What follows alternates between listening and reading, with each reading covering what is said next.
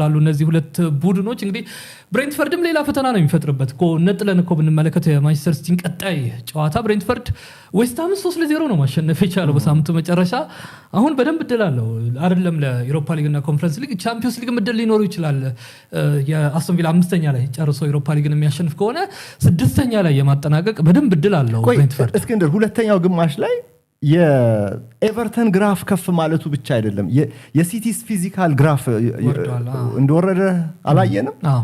ኦኬ እንደዛ ከሆነ ገና ነው በ7 ቀን 3 ጨዋታ ገና ነው። አየው ሌላው ፈተናው ይሄ ነው ለማንቸስተር ሲቲ ገና ነው። ጨዋታ ሲደራረብ ደግሞ ይሄ ዛሬ ያየነው ፊዚካል ዲክላይን ሁለተኛ ግማሽ ላይ ያየነው በነዛ ጨዋታዎች ደግሞ የበለጠ ሊታይ የሚችልበት አደጋ አለ ማለት ነው። እና በብዙ መልኩ ስታየው ማንቸስተር ሲቲ ከዚህ በኋላ ያሉትን ግጥሚያዎች እንኳን እንጃ በሁሉንም በ3 ነጥብ የመጨረሱ ነገር በጣም ያሳስበኛል።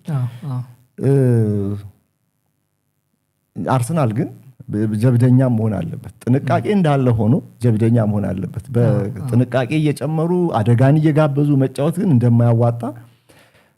እንደማያዋጣ ደጋግሞ አይቶታልና እንዳልነው እንግዲህ በጨዋታና ጨዋታ መካከል ያለው የጊዜ ርቀት አሁን የበለጠ ፈታ የሚልበት ሰዓት ስለሆነ በደንብ ሪከቨር አድርገው በደንብ ሪቻርጅ አድርገው ሊመጡ የሚችሉበት የበለጠ ኢንቴንስ ጨዋታ መጫወት የሚችሉበት እድል አለ እና ፊዚካል ሁኔታዎች ልዩነት ፈጣሪዎች ናቸው በዚህኛው የሲዝን ማጠናቀቂያና ይሄ ደግሞ አርሰናል ላይ እንደ እንትን ተጭኖ እንደ ምንድነው እንደ ክብድ ሆኖ የታየ ጉዳይ ነው። የሲቲ የውጤቱ ሁኔታ አእምሯዊ ተጽዕኖ አለው እና ፊዚካሊ ደግሞ ሰከንድ ሃፍ ላይ ያየነው ነገር እንደዚህ አይነት ጉልበተኛ ቡድን ለመቅጠም ግጭቶች ሁሉ የሚጥሉ ከሆነ ግፊያውን ሁሉ ዱዌልስን ማሸነፍ ማትችል ከሆነ እንትን አለው። እንደውም ነጥብ ይዘው መውጣታቸው በጣም ጥሩ ነው። ደግሜ ልናገረው 1 ነጥብ ይዘው መውጣታቸው የሚያስገርም ባሪ ደግሞ መደነቅ አለበት አይደል? እዚህ ጋር 2 ጊዜ ነው ኢላማውን የጠበቀ ሙከራ የሞከረው ሁለቱንም ሙከራዎችን ወደ ጎልነት ቀይሯል። ያለፉት 6 ጨዋታዎች ጎል አላገባም ቲየርኖ ባሪ። እንግዲህ ዛሬ ለአርሰናል ወሳኝ በነበረው ዕለት ግን 2 ጎሎችን አግብቷል። ያው የማርጌ ነገር ስህተት የስቲቨን ጄራርድ ሞመንት ነው። ቅድም አንተም ብለኸዋል። እሱም አንድ አበርክቶ አለው። ነገር ግን ጥረቱ ጥሩ ነበር። በመከላከልም ቡድኑን ሲያግዝ ነበር።